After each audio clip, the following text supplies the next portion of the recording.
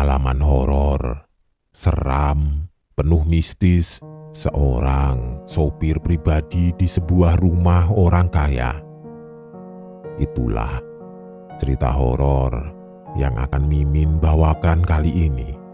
Sebuah karya di Twitter dari akun Simpleman @simplem81378523 yang berjudul Abdi Sesajen.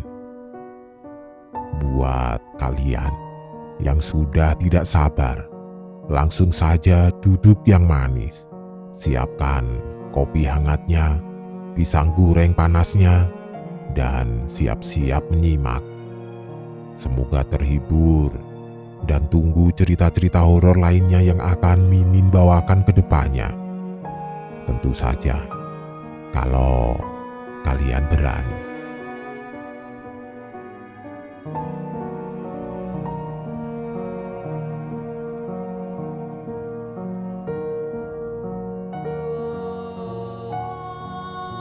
Cerita ini adalah cerita yang dulu pernah ramai di daerah rumah cangahku. Rumahnya itu di desa. Masih asri, sungai masih mengalir jernih. Kiri kanan masih sawah. Mayoritas penduduknya kalau tidak bertani, ya beternak. Nah, di desa ini ada satu keluarga juragan yang kaya sekali. Kekayaannya tidak usah dipertanyakan lagi.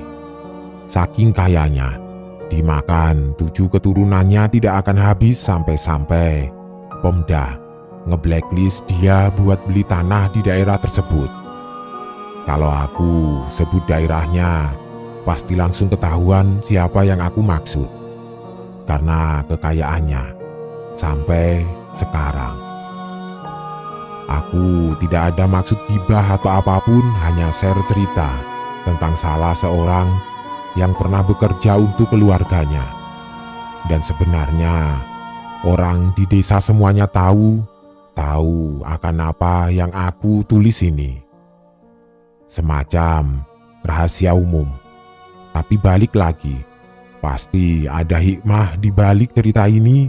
Semoga. Di desa, bukan hal aneh, penjual bakso berdagang sampai jam 2 dini hari. Waktu itu karena dagangannya masih sisa beberapa mangkok, beliau kebetulan lewat sebuah jalan tanah menuju salah satu desa. Tidak ada pikiran apapun. Niatnya hanya berdagang saja sampai seseorang memanggil. "Bakso!" Suara perempuan. Tidak beberapa lama terlihat perempuan parasnya cantik, masih muda. Ia memberikan mangkok sembari menunggu si abang menjajakan dagangannya. Diliriknya kaki si pembeli. Alhamdulillah, napak tanah jadi bukan hantu. Sambil basa-basi si abang bertanya, "Rumah panjenengan di mana? Kok tidak pernah lihat ya?" Si mbak yang beli menunjuk sebuah rumah dengan teras yang luasnya tidak kira-kira. Di sana berdiri sebuah rumah megah, paling megah pada tahun segitu. Di antara rumah lain di desa ini, tidak ada yang tidak kenal rumah itu. Rumah Cipto, begitu orang dulu memanggilnya. Karena rumahnya memang milik keluarga yang paling terpandang, paling kaya, sekaligus paling berkuasa di desa itu. Setelah bertanya itu, si penjual bakso kembali basa-basi, mulai bertanya, mulai dari siapa mbaknya sampai ke ranah pribadi. Mbaknya menjawab ala kadarnya, bahwa ia adalah abdi. Si penjual tidak paham maksud abdi. Yang ia pikirkan adalah bahwa ia bekerja pada keluarga Cipto tadi. Di tengah obrolan, sembari menyelesaikan dagangannya, tiba-tiba si mbak mengatakan sesuatu kepada si penjual. "Besok lewat sini lagi ya bang. Jamnya kalau bisa jam segini lagi, saya akan beli lagi bang." Setelah itu, si mbaknya masuk ke gerbang pagar dan menghilang di balik pintu rumah. Aneh, baru kali pertama seorang pedagang keliling memiliki pelanggan tetap di jam tertentu. Selama hampir 5 hari, si abang lewat jalan itu. Dan seolah-olah pesan si Mbak seperti sebuah tanggung jawab yang harus abang itu penuhi. Bahkan saat dagangannya akan habis, selalu ia sisakan 1 mangkok.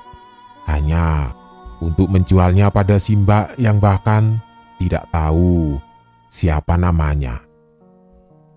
Di malam yang ke-6 itu, saat melewati tempat itu, si penjual bakso mendengar suara perempuan menangis. Takut, ngeri, suaranya terdengar sangat sedih. Ingin lari dan kabur, namun terurungkan ketika si abang terpaku melihat di samping pagar si Mbak yang rupanya menangis. "Mbaknya, kenapa menangis?" Si Mbak yang kaget, kemudian berpura-pura bahwa ia tidak menangis.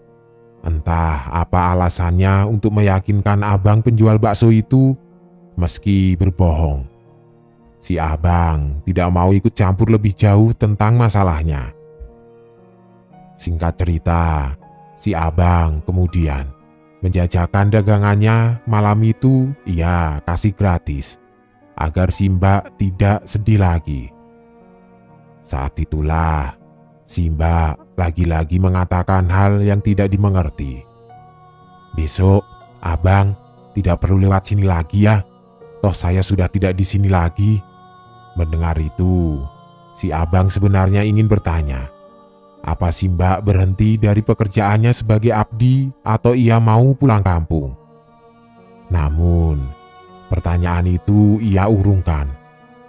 Dan benar saja, di malam berikutnya si Mbak tidak ada lagi untuk membeli dagangannya. Sudah lebih dari seminggu, si Mbak tidak pernah keluar lagi. Muncul banyak pertanyaan kenapa si Mbak menangis, kenapa si Mbak tidak di sini lagi. Dan entah bandel atau apa, rupanya si abang tetap lewat jalan itu. Sampai suatu malam, ketika ia lewat jalan itu lagi, Mbaknya muncul. "Bakso." Si abang senang bukan main melihat si Mbaknya muncul lagi. Tanpa basa-basi dijajakannya dagangannya itu. Namun malam itu si Mbak tidak seperti biasanya. Wajahnya murung dan tatapannya terus-menerus menunduk. Tidak hanya itu, bahkan suaranya lebih serak. "Mbaknya sudah kembali ke sini, masih tinggal di rumah itu, Mbak?" "Tidak, Mas," kata si Mbak. Kemudian ia menunjuk sebuah kebun. Di sana banyak pohon besar mulai dari mangga sampai jambu yang masih ada di tanah milik keluarga Cipto. Si abang bingung. Apa mungkin keluarga Cipto membangunkan rumah untuk si Mbak di tanah itu?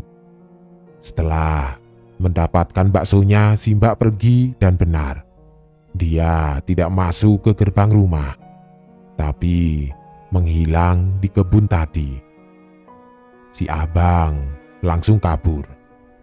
Sesampainya di rumah, si abang tidak bisa tidur terbayang wajahnya si Mbak. Selain itu, bulu kuduknya merinding dan benar-benar gila. Dari samping rumah si abang ada suara perempuan menangis. Namun, si abang tidak berani memeriksa. Ia terus berdoa dan berdoa sampai tertidur. Siang hari, setelah ulaan bahan untuk bakso nanti malam, si abang penasaran. Kemudian ia tidak sengaja lewat jalan itu lagi. Tanpa pikir panjang, ia parkirkan sepeda ontelnya lalu masuk ke kebun itu. Di sana, rupanya hanya ada pohon-pohon yang ditanam campur aduk, tidak ada apa-apa. Tidak ada apa-apa, sampai tercium aroma bangkai. Ketika si abang melihat ke atas pohon mangga, si abang terperanjat melihat si Mbak tergantung dengan mata terbuka lebar Lidahnya menjulur keluar. Melihat itu si abang berteriak minta tolong. Tidak beberapa lama, warga sudah memenuhi tempat itu termasuk polisi dan juga si pemilik rumah. Setelah diidentifikasi, rupanya identitas si mbaknya adalah Mbak Ratih. Ia bekerja sebagai penjaga anak yang sudah hilang 1 minggu lebih. Pihak Pak Cipto mengira Ratih pulang. Tahu di mana kejanggalannya? Yang membuat si abang gagu tidak mengatakan apa-apa. Selain semalam si abang melihat si mbak membeli bakso miliknya. Waktu antara hilang dan ditemukan meninggalnya tidak cocok. Karena menurut pihak kepolisian si mbak kemungkinan sudah meninggal antara kurun waktu 2 hingga 3 hari. Jadi, kemana sisa 4 hari keberadaan si mbak berada? Kecuali ada kebohongan hilangnya si mbak. Keluarga itu menyembunyikan sesuatu. Sesuatu dari maksud 4 hari kemana si mbak berada. Dan tentu saja pesan terakhir si mbak itu. Namun, cerita ini akan dimulai dari sini. Cerita ini dimulai bukan untuk menceritakan kematian perempuan itu, melainkan menceritakan teka-teki dari seseorang yang menjadi saksi berbagai hal yang membingungkan, bahkan mengerikan, yang ia temui selama mengabdi pada keluarga Cipto. Dan di sini aku akan memulai ceritanya. Setelah kejadian itu, memang banyak desas-desus yang hampir diketahui semua warga desa. Tapi, tidak ada yang berani mencari tahu lebih jauh dan perlahan-lahan. Kejadian itu lenyap seperti embun, menghilang begitu saja dan kemudian dilupakan. Seseorang yang menceritakan ini adalah tetangga dari Cangahku, sebut saja namanya Pak Budi. Dulu saat masih muda, setelah selesai menempuh pendidikan SMP, beliau mengawali karirnya sebagai kernet supir truk. Berbagai perjalanan sudah ia jabani, mulai dari rute antar kota sampai rute antar provinsi. Semua pengalaman ini memupuknya menjadi pribadi yang tangguh dan membuatnya menjadi salah satu orang yang bisa mengendarai, mulai dari mobil pickup sampai truk gandeng. Karena dirasa jalan hidup sebagai supir ekspedisi tidak membuatnya menjadi pria yang mapan, dengan segala tuntutan bahwa ia adalah anak pertama yang harus sukses. Pak Budi pun berhenti menjadi supir truk. Sebuah jalan terbuka ketika tetangganya memberitahu bahwa keluarga Cipto sedang mencari seorang sopir pribadi. Semua tahu siapa keluarga Cipto. Terlepas dari desas-desus yang tersebar, Pak Budi nekat melamar kerja dan hari itu juga ia diterima bekerja di sana. Karena saat itu tidak banyak orang bisa menyetir mobil seperti saat ini. Meski mereka bertetangga, namun ini adalah kali pertama Pak Budi masuk ke kediaman keluarga Cipto, yang membuatnya berdecak antara kagum dan ngeri. Sebegini besarnya rumah ini. Namun, entah kenapa ada perasaan tidak enak melihat semua perabotan di rumah ini seolah ia diawasi. Saat itu, yang mengantar Pak Budi adalah Bu Asiri, wanita tua yang umurnya berkisar antara 50-an, namun masih terlihat bugar. Ia jarang berbicara dengan wanita ini karena keseharian beliau adalah di dalam rumah, tanpa sekalipun berbicara dengan tetangga. Sebenarnya, ini bukan hal yang aneh mengenai keluarga Cipto, karena mereka seperti terasing meski sudah lama tinggal di desa ini. Bagi para tetangga, Mereka terasa seperti tidak tinggal di dunia yang sama, seolah mengundang banyak sekali pertanyaan termasuk para penghuninya. "Silahkan, kesini Mas," kata Bu Asiri lembut dengan logat Jawanya. Selama di perjalanan, Pak Budi melihat kesana kemari mengagumi berbagai patung aneh yang ia temui, terpasang di beberapa sudut bagian rumah ini. Gaya desainnya benar-benar masih kejawen. Saat itulah ketika Pak Budi menikmati pemandangan itu, matanya teralihkan pada sebuah pemandangan mencengangkan. Di ujung matanya, ia melihat seorang anak kecil seusia adiknya sedang duduk di tepi kolam ikan.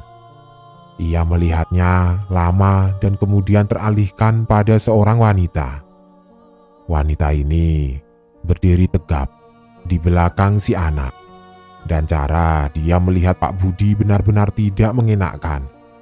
Karena ia melihat Pak Budi masih dengan postur tubuh tegap.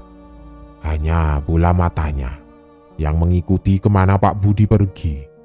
Di sudut bibirnya ia seperti tersenyum menyeringai. Ketika Bu Asiri membuka pintu melewati beberapa bagian dalam rumah, sampailah ia di sebuah ruangan. Terlihat seperti gazebo atau paviliun yang terbuat dari kayu jati. Di sana ada seorang wanita tua, lebih tua dari Bu Asiri. Ia duduk di atas kursi goyang. Matanya terpejam. Namun, belum beberapa langkah Bu Asiri mendekati si wanita, tiba-tiba ia bicara dan membuat Pak Budi tersentak karena kaget. "Ini ya yang akan jadi supir baruku?"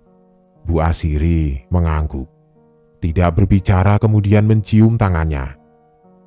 "Pak Budi, kenalkan, ini Ndoro Sasri," ucap Bu Asiri. Beliau berdiri tegap dan mengepalkan tangannya di depan perut, membuat Pak Budi bingung. Seakan-akan ia berbicara di depan seorang maharaja saja. Setelah menjelaskan panjang lebar, mulai dari gelar sampai pemimpin keluarga, Bu Asiri mengantar Pak Budi ke belakang rumah. Di sanalah nanti ia akan tinggal.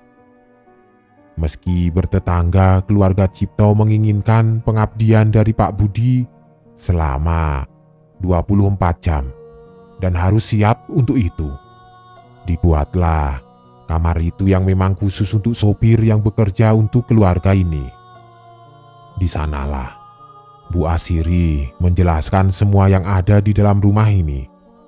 Mulai dari unggah-ungguh hingga apa yang tidak boleh dilakukan oleh Pak Budi selama tinggal di kediaman keluarga ini.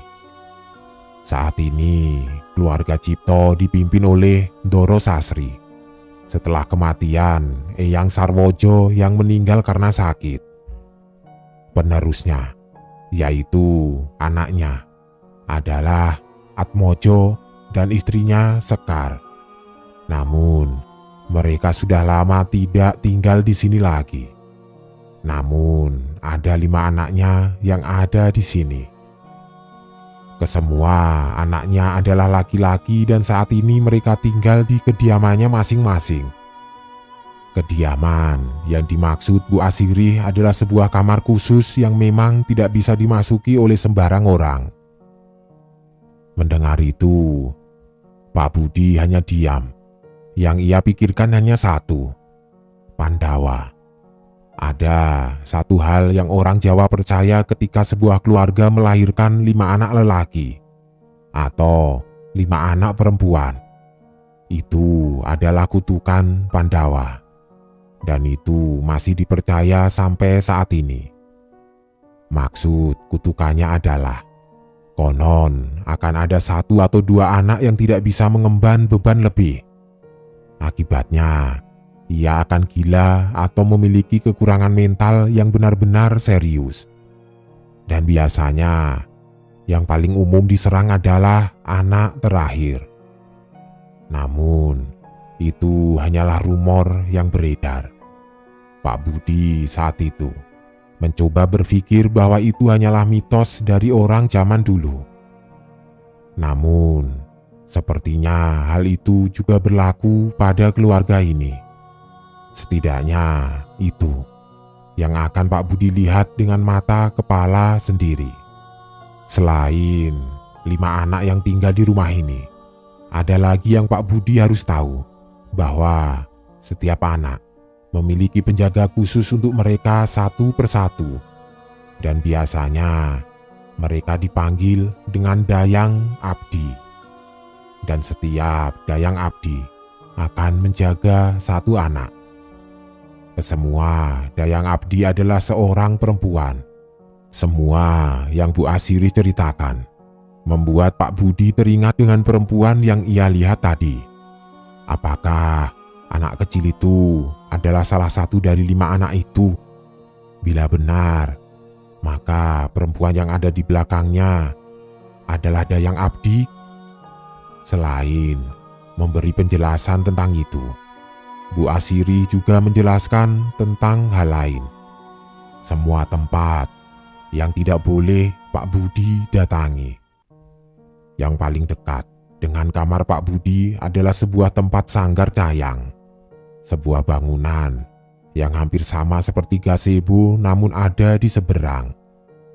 Bangunannya bisa dilihat langsung dari kamar Pak Budi. Jaraknya tidak terlalu jauh, namun setiap dipandang, entah, terlihat menakutkan sekali. Seolah ada yang berdiri di pelataran gazebonya. Pak Budi mengangguk, pertanda ia mengerti, dan hari itu Bu Asiri pergi. Ada satu hal yang membuat Pak Budi merasa asing saat berdiri di sini, adalah aroma. Entah sadar atau tidak, aroma Bu Asiri tercium seperti aroma pandan, mengingatkannya pada sosok kuntilanak yang sudah sering ia dengar di desa. Namun, mulai hari ini ia akan sering bertemu beliau. Saat malam, kondisi rumah itu nyaris sepi, sunyi. Penerangan rumah pun hanya ada di beberapa sudut. Pak Budi menghisap beberapa batang rokok. Ia duduk di depan kamar memandang persis gazebo yang tidak boleh ia datangi bila tidak bersama Bu Asiri. Entah karena bosan atau apa, Pak Budi berjalan, mau melihat keseluruhan rumah ini meski hanya dari luar rumah. Tapi ia tahu, larangan itu tidak akan pernah ia langgar. Jadi Pak Budi menghindari gazebo itu. Ia berjalan menuju ke halaman rumah tempat melihat anak lelaki kecil itu. Ia menelusuri kebun. Cahayanya temaram hanya dari lampu kekuningan. Berbekal rokok, Pak Budi mencoba membuang sepi. Namun, rumah itu benar-benar bukan rumah yang menyenangkan. Sejak awal tiba di sini, Pak Budi masih merasakan bila ia seperti sedang diawasi. Setelah menempuh jalan setapak di kebun, sampailah ia di kolam ikan itu. Ada pohon di sampingnya, lengkap dengan kursi kayu di sampingnya. Di sanalah ia melihat perempuan itu berdiri. Pak Budi kemudian duduk, pandangannya tertuju pada kolam ikan. Lama ia duduk di sana. Tiba-tiba seseorang mendekatinya. "Mas." Kaget, Pak Budi langsung berbalik dan mendapati perempuan itu memandangnya. Masih dengan tatapan tidak mengenakkan itu. Seolah tanpa ekspresi yang membuat bulu kuduk berdiri. "Masnya baru kerja di sini." Suaranya sangat dingin. Meski begitu, Pak Budi menjawab sesopan mungkin. Perempuan itu menjawab seadanya, bahkan ia tidak memberitahukan namanya pada Pak Budi. Ketika mereka masih saling berbincang satu sama lain, tiba-tiba Pak Budi baru menyadari di belakang perempuan itu anak lelaki itu bersembunyi di balik badan perempuan itu, mengintip dengan ngeri, seolah-olah Pak Budi memberinya ketakutan tersendiri. Satu hal yang Pak Budi ingat sebelum perempuan itu pergi. Kalau jadi kamu, kalau sudah malam seperti ini, lebih baik tidak kemana-mana. Kamu belum tahu apa yang ada di sini. Permisi, Mas. Dengan senyuman menyeringai, si perempuan pergi meninggalkan Pak Budi sendiri di dalam keheningan itu. Seketika, ketakutan seperti merasuki Pak Budi. Rumah ini benar-benar bukan rumah yang bagus untuk tinggal, batin Pak Budi malam itu. Tidak ada yang bisa diajak bicara layaknya manusia dengan manusia di lingkungan rumah ini, kecuali dengan Pak Sasongko. Pria parubaya yang sehari-harinya bekerja sebagai tukang kebun di rumah keluarga Cipto. Selain orangnya yang humoris, beliau juga sering memberikan wejangan. Waktu itu siang hari terik, Pak Sasongko memangkas rumput, Pak Budi hanya duduk mengawasi, sembari menunggu perintah di hari pertamanya bekerja. Untuk membuang sepi, Pak Budi bertanya perihal bangunan gazebo yang terletak di seberang. Mimi wajah cerah Pak Sasongko berubah. "Masnya sudah pernah ke sana?" tanya beliau. "Belum, Pak. Tapi saya penasaran, sebenarnya itu bangunan untuk apa?" Sembari memangkas rumput, Pak Sasongko berpesan, "Lebih baik tidak usah dicari tahu, Mas, daripada nasib sampean nanti seperti..." Belum melanjutkan kalimatnya, Pak Sasongko melirik Pak Budi yang melihatnya dengan tatapan curiga. "Siapa, Pak?" "Sudah, lupakan saja.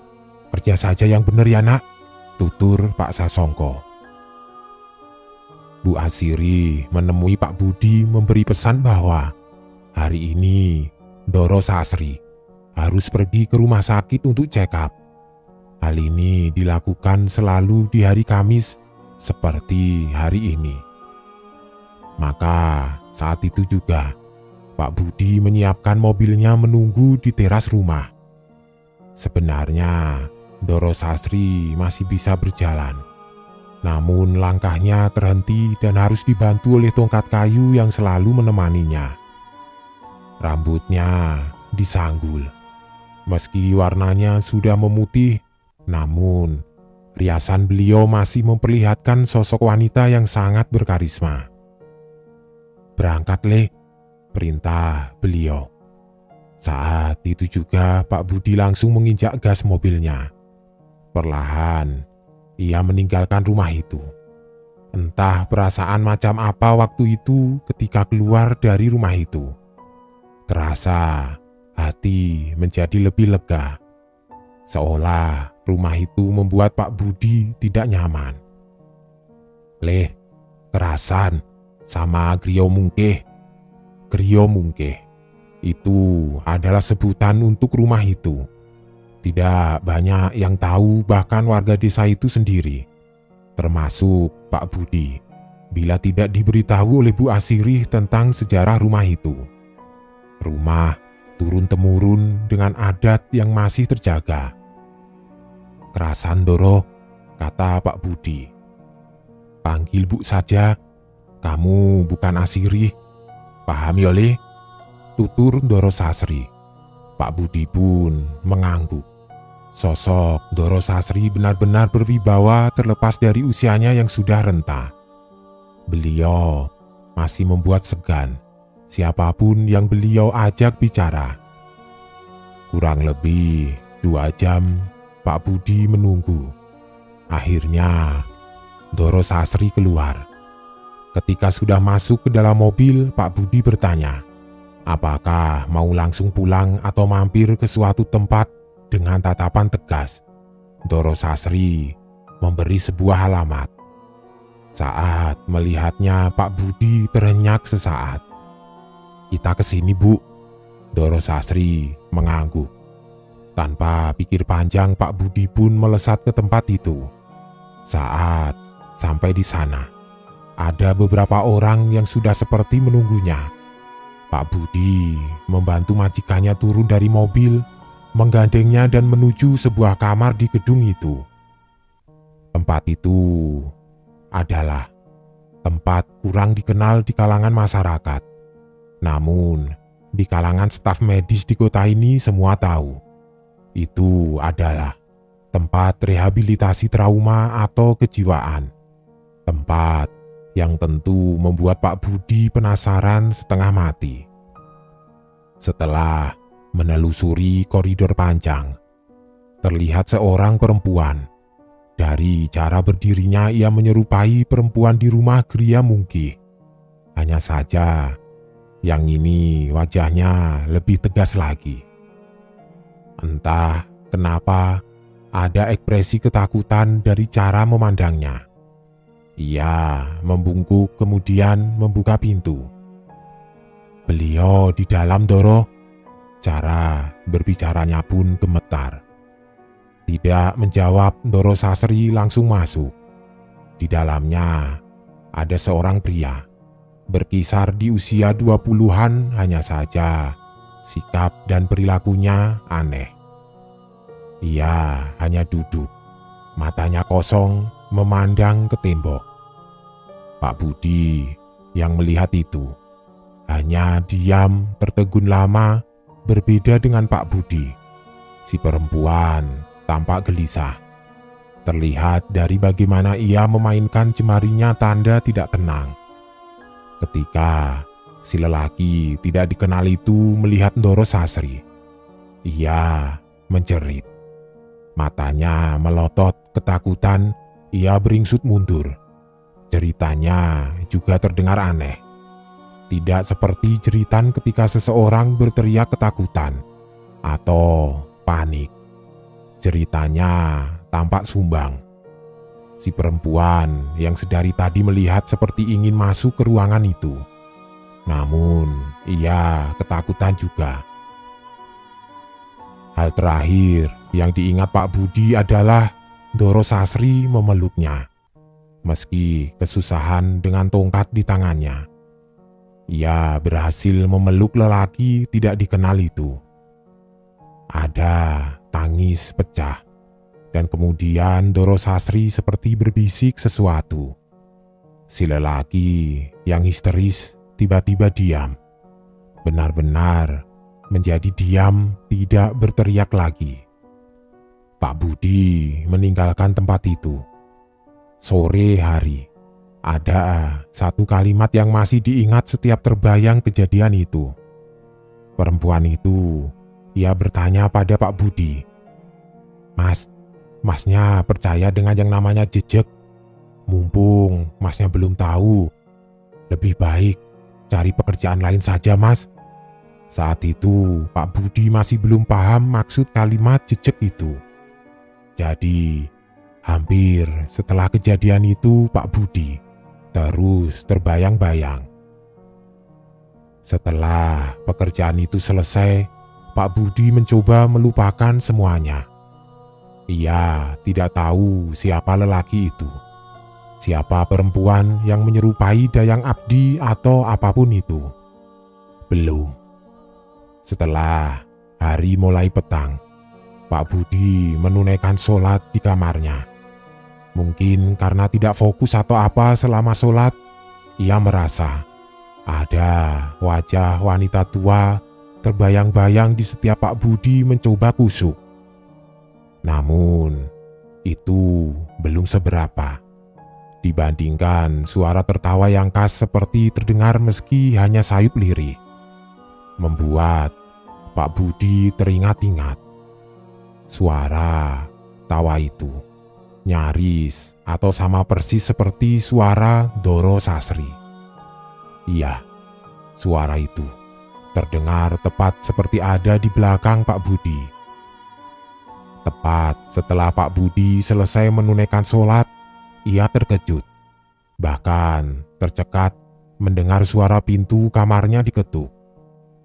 Dengan was-was, Pak Budi membukanya.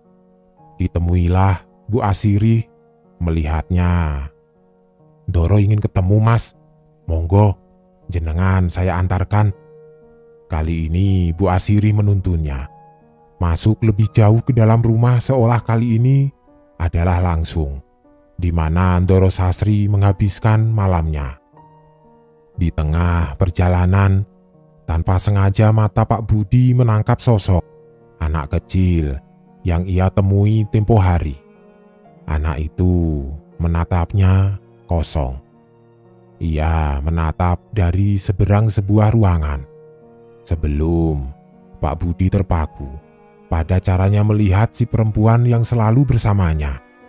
Tiba-tiba muncul menarik anak itu dan menutup pintunya. Suasana rumah itu benar-benar membuat Pak Budi terasing sendirian. Sesampai di kamar, Ndoro Sasri seperti sudah menunggu. Ia duduk di kursi goyangnya. Di depannya, ia membawa sebuah buku.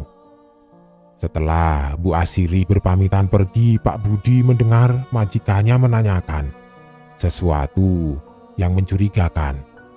"Nak, ibu mau tanya, kamu sholat ya?" Pertanyaan itu dingin, namun membuat Pak Budi tertegun beberapa saat sebelum ia mengangguk.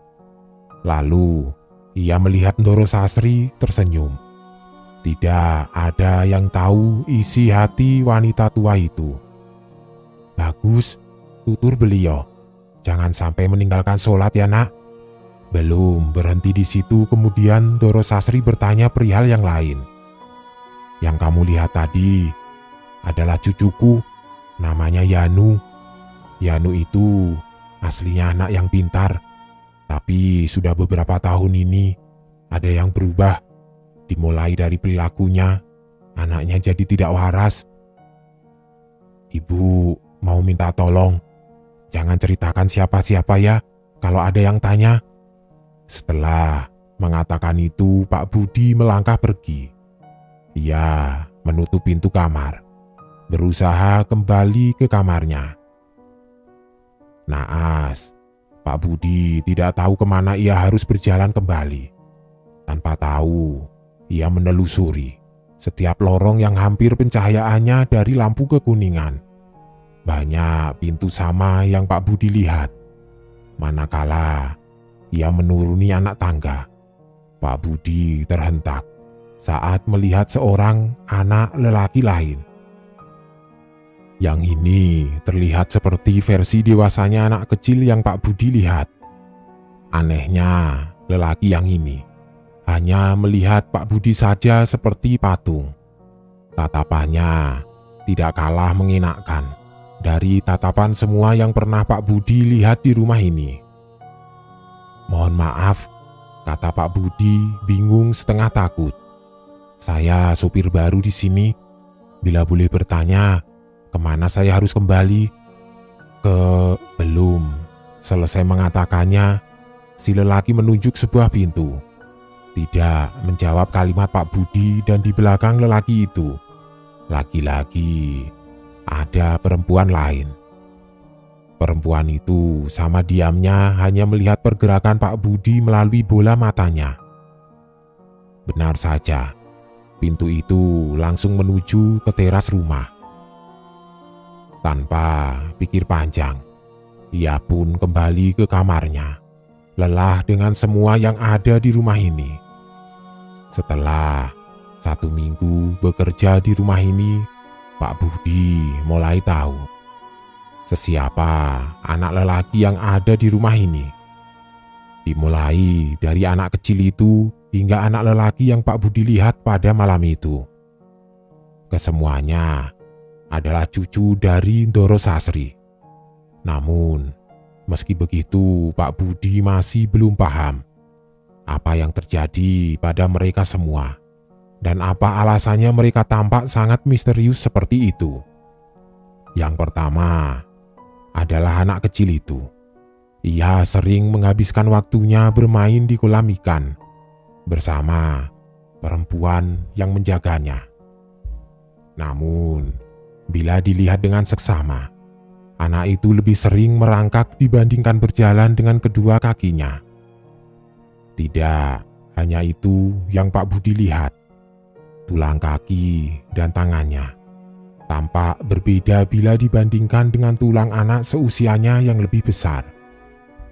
Ia seperti terjebak dalam tubuh yang kurus, meski warna kulit kuning langsatnya mengaburkan kejanggalan itu.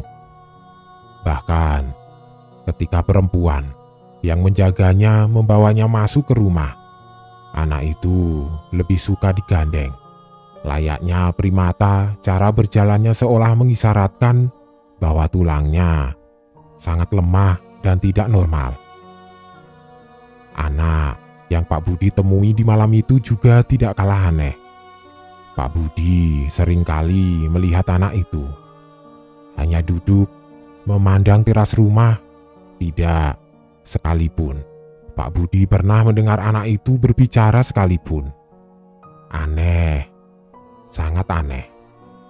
Namun, dari kesemuanya, hanya ada satu anak lelaki yang paling normal.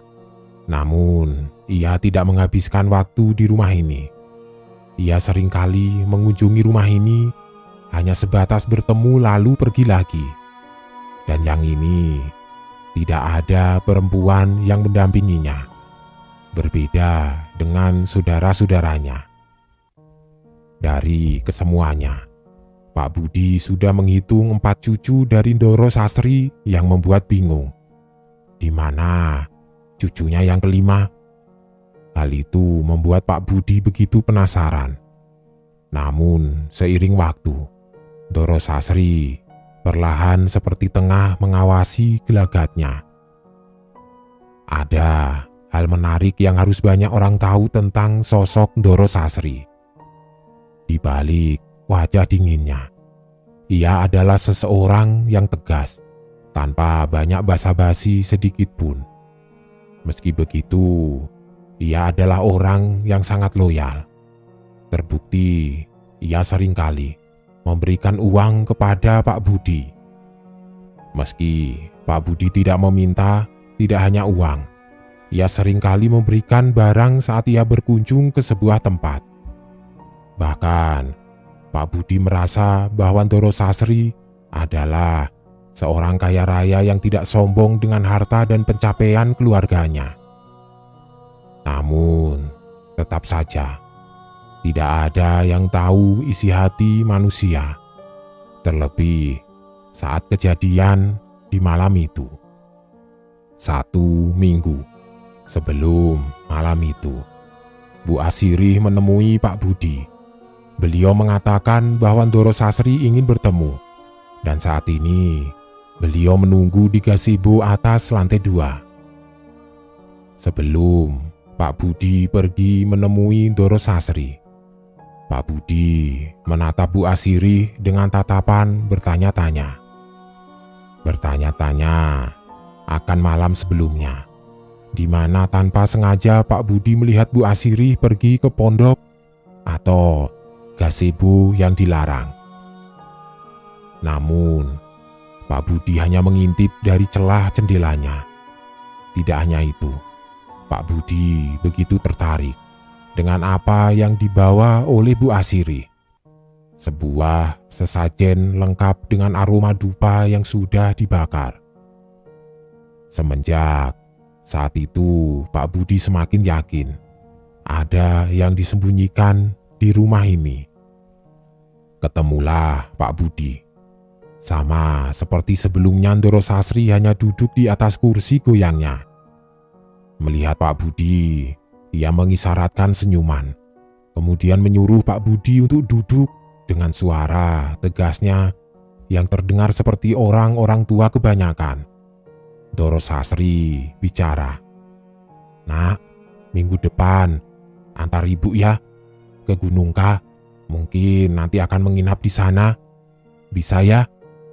Menginap berapa hari ya, Bu? Bisa 3 hari, bisa 2 hari, tergantung. Urusannya selesai apa belum? Iya, Bu, bisa, tutur Pak Budi. Namun, di dalam kepalanya, ia bertanya urusan apa ia harus pergi ke tempat semacam itu. Tidak ada apa-apa di sana, bahkan itu bukan gunung yang menjadi objek wisata. Setahu Pak Budi, gunung itu adalah tempat dari banyak rumor tentang tempat penuh aura mistis. Meski yang didengar Pak Budi hanya sebatas di telinga saja, namun ia tidak berhak mempertanyakan apapun terhadap majikannya, terhadap Ndoronya, karena ia bekerja kepadanya. Meski begitu, pikiran itu tidak bisa hilang begitu saja. Bersiap untuk pamit, Pak Budi melangkah pergi, namun Ndoro Sasri menghentikannya sejenak. Sebentar, Nak, Ibu belum selesai bicara. Begini, besok selagi mengantarkan Ibu, tidak perlu tanya aneh-aneh. Ibu tidak suka ditanya yang aneh-aneh. Jangan mikir aneh-aneh juga. Sudah, nyupir seperti biasa saja. Anggap kamu tidak tahu apa-apa. Paham ya, Nak? Tutur kata Ndoro Sasri yang halus, seperti memiliki makna berlainan. Seolah kalimat itu sudah dipersiapkan lama sekali untuk menekan Pak Budi dan membuatnya tidak berbicara apa-apa. Jadi, apa yang sebenarnya akan Pak Budi lihat? Semenjak malam ketika Pak Budi memergoki Bu Asiri, setiap malam ia akan menunggu di balik celah jendela kamarnya berharap ia mendapat sedikit jawaban. Apa yang sebenarnya Bu Asiri lakukan? Namun nyatanya ia tidak lagi menemukan keganjilan itu lagi. Di siang yang terik, ketika Pak Budi sudah menyelesaikan tugas mencuci mobilnya, ia berjalan keliling rumah. Meski ada keinginan untuk mendekati gazebo yang dilarang itu, Pak Budi tetap menghormati aturan di mana ia bekerja. Berkeliling rumah ini memberinya sensasi kagum. Setiap bangunannya dibuat sepenarik mungkin layaknya rumah-rumah keraton Jawa. Karena hampir sepersekian bagiannya selalu menggunakan bahan kayu jati solid. Di tengah ia berkeliling, ia melihat anak kecil itu. Anak yang bahkan sampai hari ini Pak Budi bekerja tidak ia ketahui namanya. Pak Budi mendekatinya, berharap bisa menyapanya, karena ia adalah bagian dari keluarga tempat ia bekerja. Berbekal permen di kantongnya, Pak Budi semakin mendekati si anak. Suara langkah kaki Pak Budi membuat si anak mengetahui kedatangannya. Ia menoleh dengan mata bundarnya. Mata mereka saling melihat satu sama lain. Pak Budi tersenyum, namun si anak menatapnya begitu saja. Benar-benar cara menatap yang membuat semua orang tidak nyaman. "Dek, mau permen?" kata Pak Budi. Si anak masih diam, tidak ada kalimat atau gerak tubuh. Setelah dirasa tidak ada tanggapan, si anak masih tidak juga merespon apa yang Pak Budi tawarkan. Ada sesuatu yang ganjil yang terjadi pada si anak. Ia tersenyum, menunjukkan 2 gigi depannya yang berlubang. Kemudian ia menunjuk Pak Budi. Cara menunjuknya tidak seperti cara menunjuk anak seumurannya. Tangannya gemetar naik turun seperti layaknya anak berkebutuhan khusus. Tidak hanya itu, untuk pertama kalinya ia mendengarnya bersuara. Suaranya sangat berat namun tidak memiliki intonasi nada kalimat yang benar. Terdengar seperti hu ha hu ha ha, dan itu membuat Pak Budi tidak mengerti sama sekali. Lalu kejadian itu terjadi. Meski si anak tampak tersenyum memamerkan giginya, ia melihat ada air mata keluar dari dua bola matanya, seakan-akan ia menangis.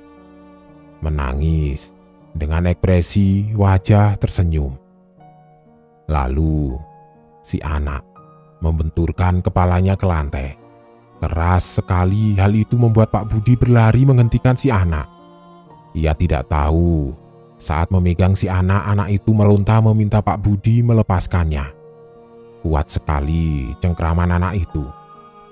Hal yang Pak Budi ingat adalah ia melihat perempuan yang menjaga si anak datang dengan ekspresi kaget, melepaskan Pak Budi dari si anak dan membawanya pergi. Sebelum pergi, ada tatapan marah di wajah si perempuan kepada Pak Budi. Hal itu membuat Pak Budi bingung.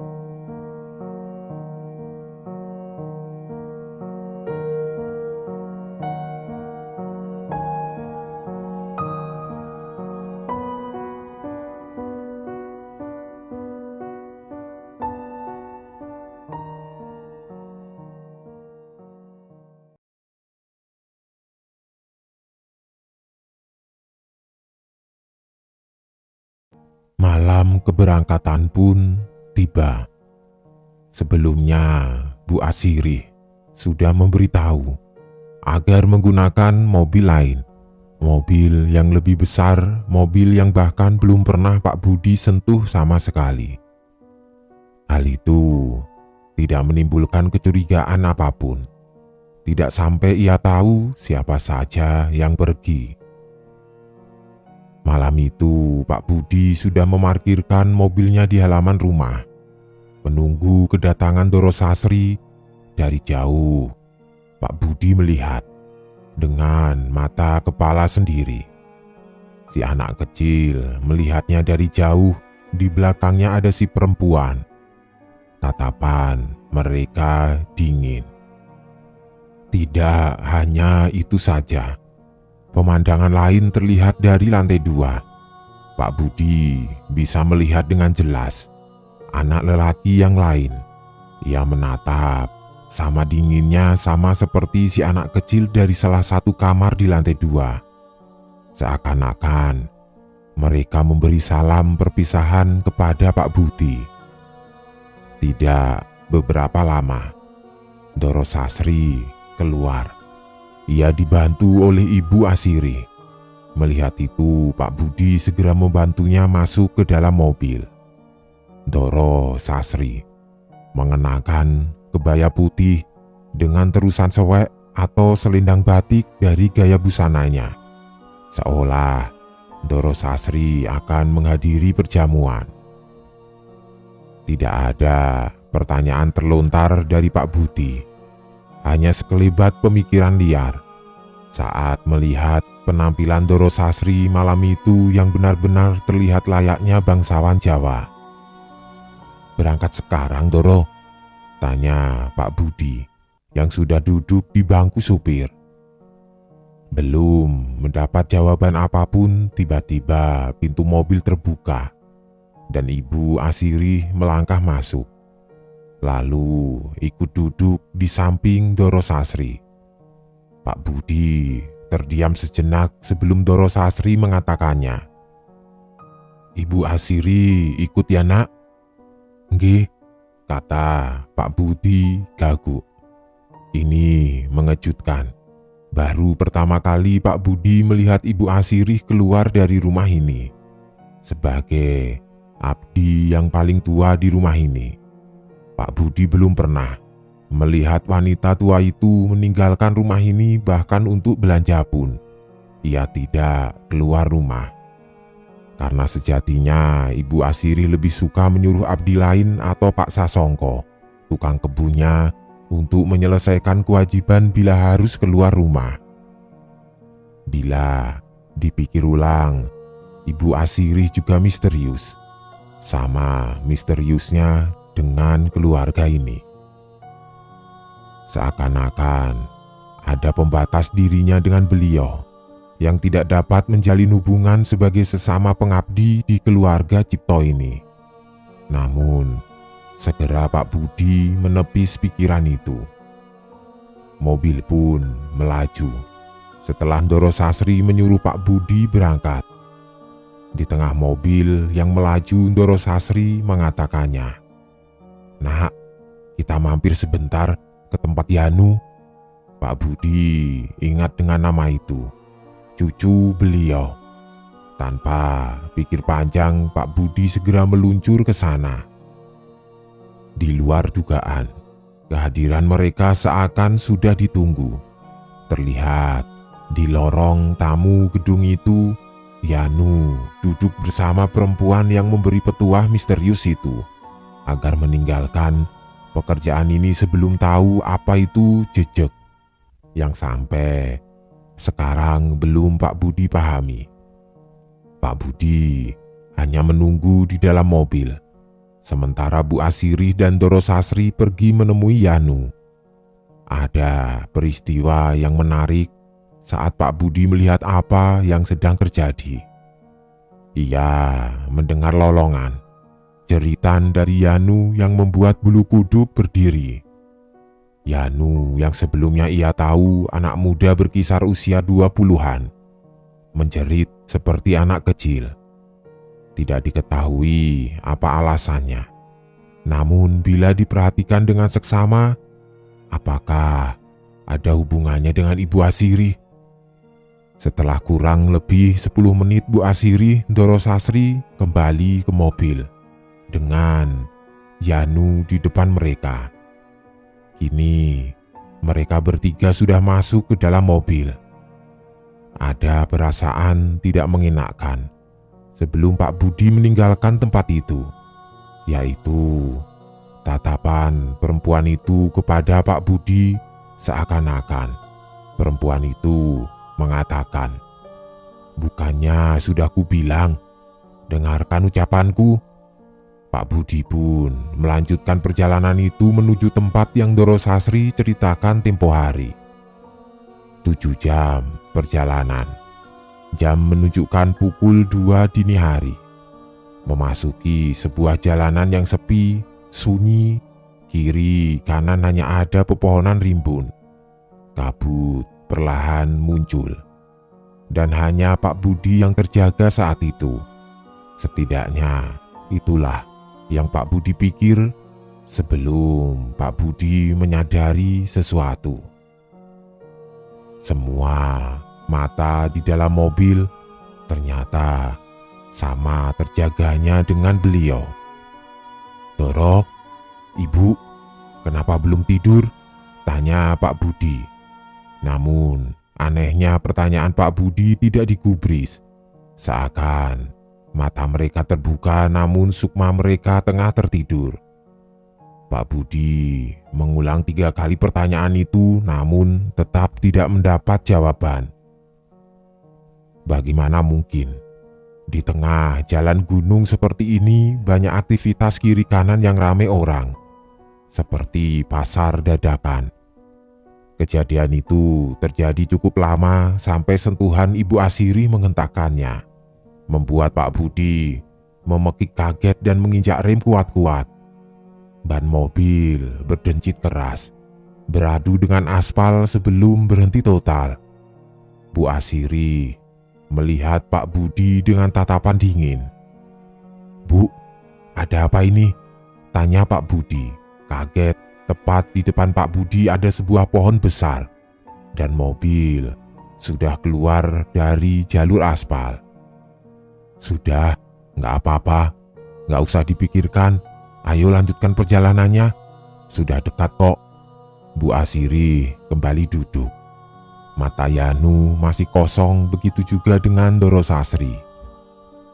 Bingung, Pak Budi yakin tadi melihat banyak keramaian orang di kiri kanan jalan. Seperti apa yang baru saja terjadi hanya kilasan mimpi. Untuk ukuran peristiwa bahwa mobil akan menghantam pohon, tidak ada satupun orang yang berwajah panik. Hanya Pak Budi sendiri yang panik. Setelah menempuh 1 jam perjalanan lagi, mereka melihat sebuah gapura. Tidak diketahui ada gapura di tanah gunung ini. Ibu Asiri yang menyuruh masuk ke gapura itu seakan Ibu Asiri sudah seringkali melewati jalanan ini. Tanpa bertanya, Pak Budi menurut saja. Meski jalanan tidak beraspal, tanahnya tampak sering dilewati oleh mobil dengan samping kiri kanan masih pohon lebat. Cukup jauh dari jalan utama. Sebelum mencapai sebuah gerbang singgah, berdiri sebuah villa besar. Di depannya ada tulisan. Pak Budi melirik tulisan pada papan tua yang dibuat dari papan kayu yang sudah tua. Bangunannya menyerupai bangunan Belanda. Yang Pak Budi pertama pikirkan tentang bangunan itu mungkin adalah bangunan milik pribadi dari Ndoro Sasri. Yang menjadi masalah adalah di luar villa sudah ada mobil lain terparkir. Villanya bagus sekali, hanya pencahayaannya yang kurang di sana sini. Pak Budi memarkir pelan. Dari luar ada lelaki yang membukakan pintu, membantu Ndoro Sasri keluar. Lirikannya membuat Pak Budi merinding, karena dari caranya melihat seperti bukan Ndoro Sasri yang Pak Budi kenal. Bukan hanya Ndoro Sasri, Yanu juga dibantu keluar.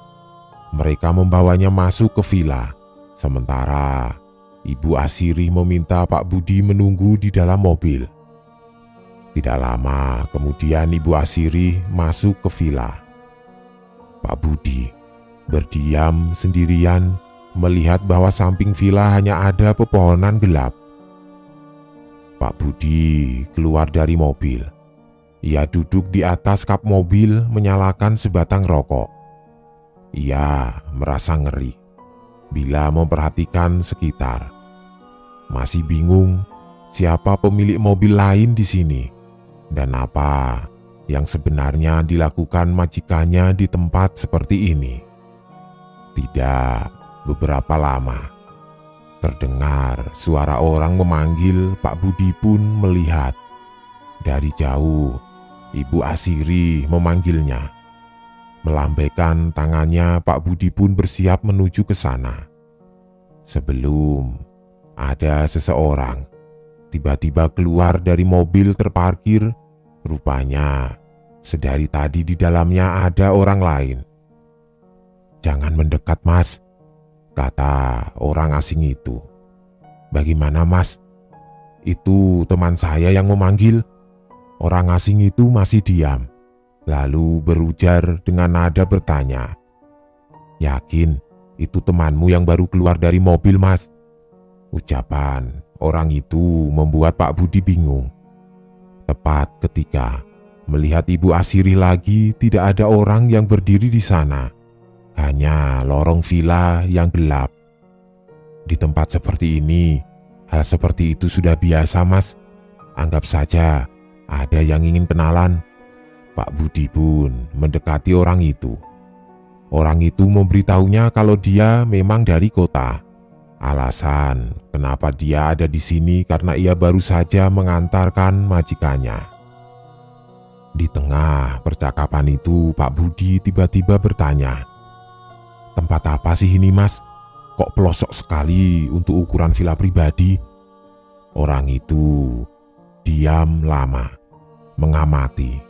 Kemudian melihat Pak Budi sembari berkata, "Kamu sopir baru ya?" Pertanyaan itu membuat Pak Budi merasa aneh. Seolah-olah ia baru saja melontarkan pertanyaan yang salah. Namun Pak Budi menjawab sejujurnya, "Iya, Mas." Orang itu terdiam lama. Ia menghisap rokoknya dalam-dalam sebelum melepaskannya, sampai asap putih mengepul di udara. Seolah Bingung dengan apa yang harus dikatakan, orang itu berkata, "Bila belum jauh, lebih baik berhenti. Pesanku cuma itu saja, Mas. Anggap saja itu cara kenalanku pada kamu." "Maksudnya bagaimana, Mas?" tanya Pak Budi, dan tiba-tiba seseorang menepuk bahu Pak Budi. Itu adalah Bu Asiri. Seraya melihatnya dengan tatapan tidak mengenakkan. "Dipanggil dari tadi kok tidak menjawab? Ayo masuk." Pak Budi mengangguk, bersiap berpamitan dengan orang itu, tapi anehnya tidak ada siapapun di sana. Hanya Pak Budi sendirian dengan Ibu Asiri yang masih menunggu Pak Budi melangkah dari tempat itu. "Cari apa kamu?" Pak Budi pun hanya diam sembari berjalan mengikuti. Selama di perjalanan masuk villa, Ibu Asiri mengatakan hal-hal yang Pak Budi tidak mengerti tentang unggah-ungguh menjadi abdi sebuah keluarga, tentang sejarah dan bagaimana adat istiadat dijaga sebuah keluarga, dan berakhir di kalimat sesajen atau sesaji.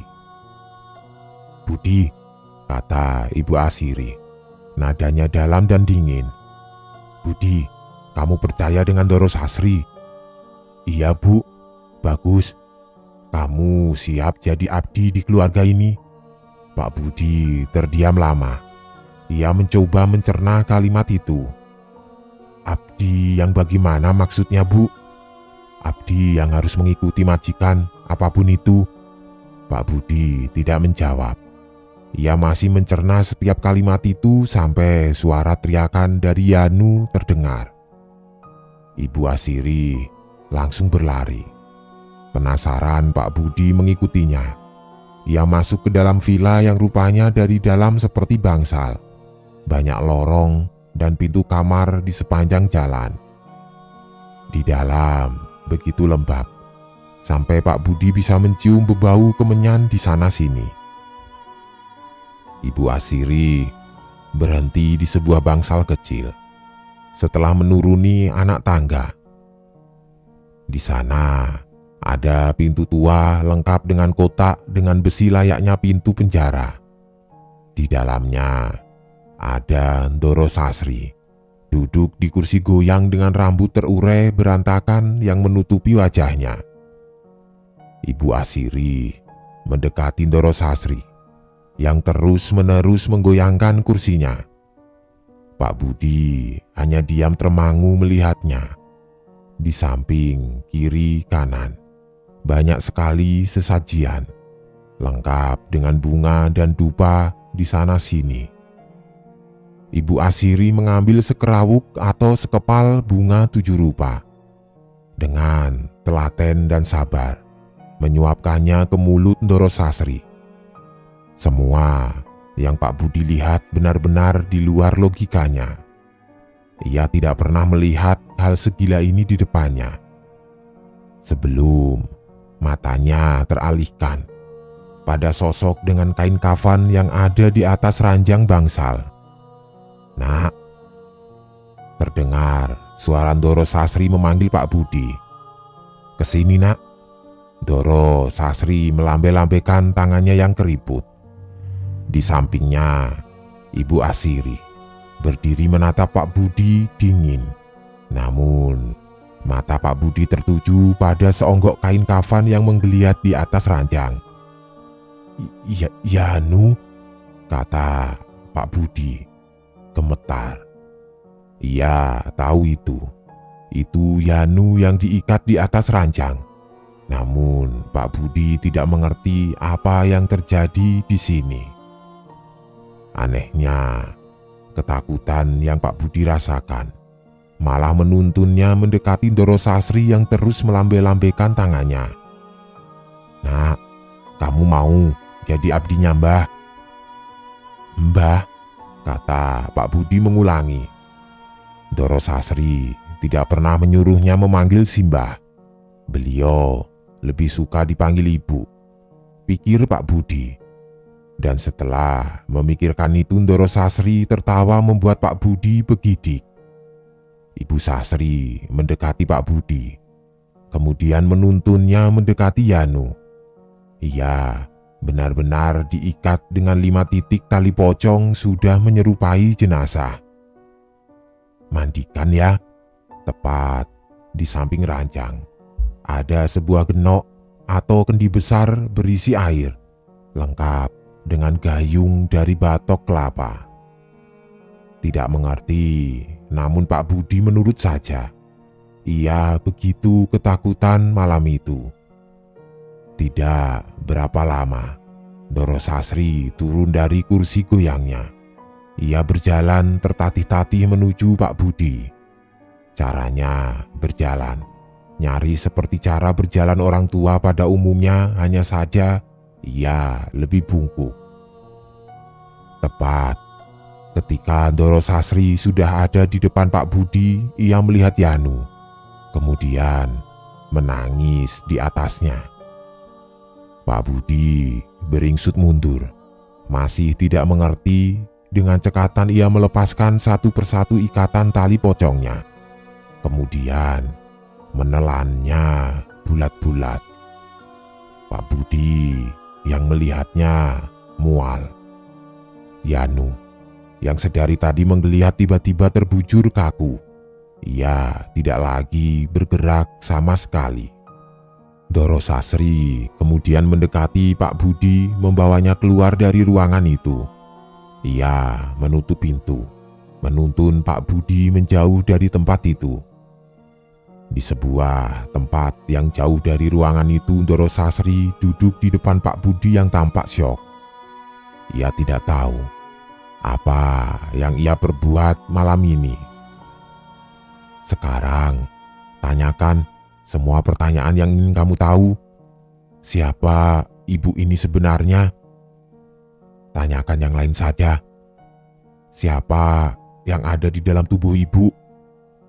Yang lain, Yanu meninggal, Bu. Ibu Asiri menggelengkan kepala. Tidak, raganya saja yang mati. Lalu, saya bagaimana, Bu? Ibu Asiri tersenyum melihat Pak Budi. Ia tahu pemuda di depannya sudah ketakutan setengah mati.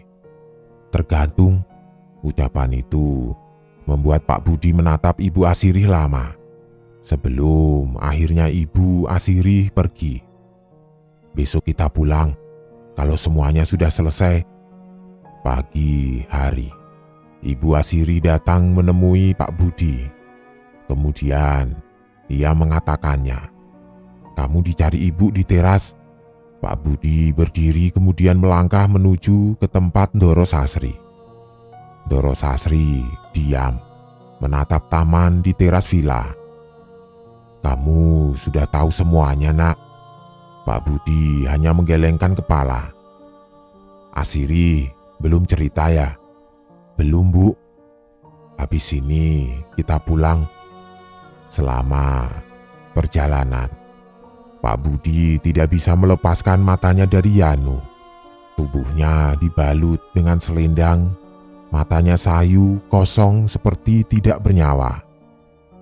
Di dalam batin Pak Budi bergemuruh keinginannya untuk berhenti dari pekerjaan ini. Namun, ia terganjal bagaimana bila hal buruk menimpanya. Apa yang akan terjadi dengan keluarganya?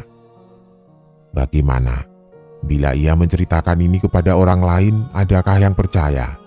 Bukti apakah yang bisa ia buktikan?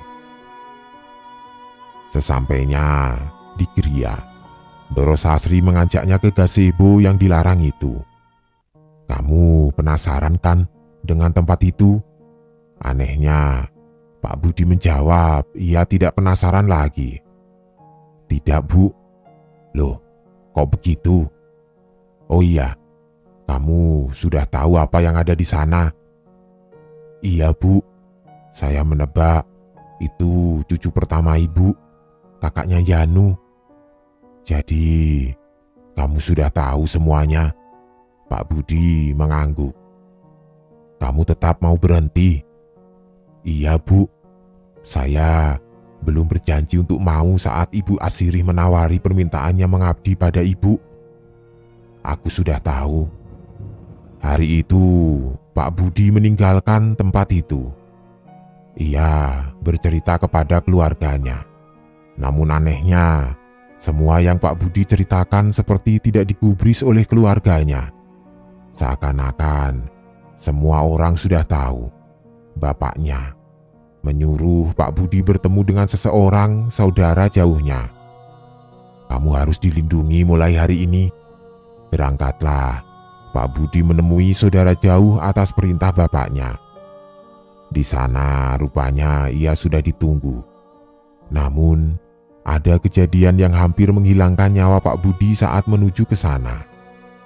Ia hampir saja dihantam truk dari depan saat sepeda motor RC-nya kehilangan kendali. Untungnya, Pak Budi masih diberi selamat karena ia bisa langsung berdiri dan menghindar. Detik itu, ia tahu apa maksud ucapan bapaknya bahwa ia harus dipagari mulai sekarang. Saat motornya diperiksa, di antara ban luar dan ban dalam ditemukan potongan bambu kuning, sehingga ketika motor bergerak membuat ban menjadi selip dan akhirnya hilang kendali. Bahkan saat dilihat, orang yang memeriksanya ikut kaget. "Mas, jenengan diincar orang, Mas." "Kok bisa bilang begitu, Pak? Mana bisa orang memasukkan benda seperti ini ke dalam ban kalau bukan ilmu hitam?" Pak Budi hanya bisa berdoa diberikan selamat sampai ke tujuan. Dan ketika ia sampai di sana, Pak Budi menceritakan semuanya kepada saudaranya itu. Saudaranya hanya mengangguk, mengerti bahwa ia tahu di belakang Pak Budi ada puluhan jin mengikutinya. Namun, sudah diusir saat menginjak pekarangan rumah ini. Di sanalah Pak Budi diberitahu apa yang sebenarnya terjadi di keluarga itu. Sosok yang kamu lihat di malam itu adalah kepala keluarga. Ia selalu ikut kepada keturunannya atas perjanjian yang ia buat dengan jin yang selama ini menjadi satu ikatan dengan keturunan-keturunannya. Kain kafan hanya simbol. Ia hidup dari memakan sukma keturunannya. Kalau aku tanya, ada yang aneh tidak sama keluarganya, sama anak-anaknya, sama cucu-cucunya? Tanya saudara Pak Budi. Ada, Mas. Semua cucunya sikapnya aneh semua. Saudara Pak Budi tersenyum kejut mendengarnya. Keluarganya tidak akan bisa utuh. Mereka harus menanggung konsekuen dari perjanjian. Entah harta, entah nyawa. Yang paling kecil tunawicara, kakaknya ia buta, kakaknya lagi mengalami gangguan kejiwaan, dan yang kamu pikir ada di gazebo itu anak pertama, dia lumpuh. Maksudnya bagaimana anak yang Mas kira buta itu bisa lihat aku loh, ucap Pak Budi. Kemungkinan ia hanya bisa merasakan kehadiranmu karena cuma kamu yang belum mengabdi pada keluarga itu. Kamu sering diperlakukan tidak menyenangkan oleh mereka kan? Mereka sedang mencoba ngasih tahu kamu biar segera pergi meninggalkan keluarga itu. Paham?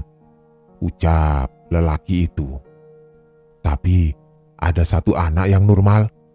Iya, kata lelaki itu.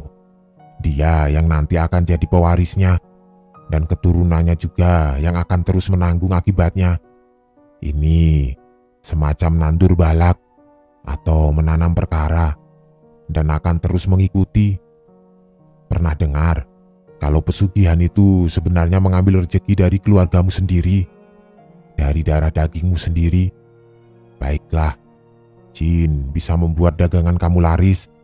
Yang sebenarnya terjadi, rezeki yang kamu dapat dari cara sesat ini hanya mengambil jatah milik keturunanmu. Seperti itu cara kerja pesugihan. Pesugihan apa itu namanya, Mas? Pesugihan dulur renca.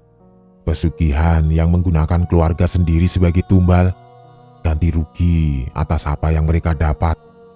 Bisa berupa harta yang melimpah, namun sebagai gantinya, saudaranya harus rela mati sukmanya. Tahu siapa orang yang menjaga agar tradisi ini tetap ada di keluarga ini? Tanya lelaki itu pada Pak Budi. Siapa, Mas? Wanita tua yang selalu di samping majikan kamu. Siapa namanya? Asiri. Masnya tadi bilang, kalau aku diperlakukan seperti itu biar sadar dan tidak terikat dengan keluarga ini. Lantas, bagaimana dengan perempuan yang sudah mengabdi untuk cucunya? Mati, kata lelaki itu.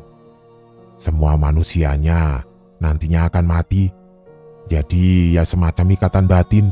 Bila sukma majikannya sudah mati, dia ikut mati dengan cara yang aneh-aneh. Bisa penyakit, bisa kecelakaan, bisa bunuh diri juga. Sebenarnya kamu beruntung.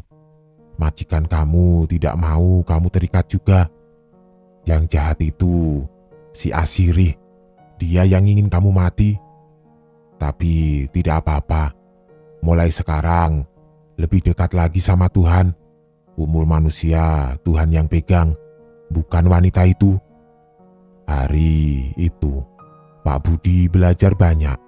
Ia tahu apa yang terjadi di keluarga itu. Potongan pertanyaan yang selama ini tertanam di kepalanya kini terjawab. Sejak saat itu, kemanapun Pak Budi pergi, ia selalu menceritakan cerita ini kepada sahabatnya, tetangganya, saudara-saudaranya. Ia tidak mau lagi melihat ada seseorang yang ia kenal mengikuti jejak pesugihan yang bukan hanya menyengsarakan pelakunya, namun berimbas pada semua keluarganya. Sejak awal, aku sudah bilang, cerita ini adalah cerita yang sering cangahku ceritakan padaku.